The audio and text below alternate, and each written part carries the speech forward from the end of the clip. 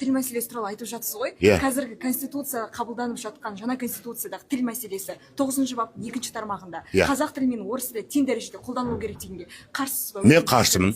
Не себепті қарсысыз? Мен қарсымын. Әлемнің қай мемлекетінде екі тіл мемлекеттік болып келе жатыр? Бізде ғана. Неге бірдей болмай керек? Неге басқа мемлекеттерден үлгі алмаймыз?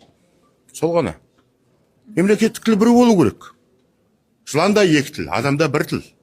Соны ұмытпайық. Және де қазақтың тілі қазақ тілі. Басқа не іздеп, қандай сұрақ болуы мүмкін деп ойлаймын ары қарай. Орыс тіліне байланысты шағын топтар құрылып жатыр парламентке қарсы. Тұрып жатқан болса, қолдаймыз. Қолдайсыз? Иә, қолдаймын.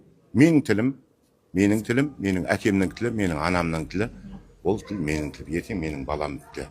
Тілім үшін Расул Гамзатов айтты ма, менің тілім ертең өлетін болса, мен бүгін өле берейін деді.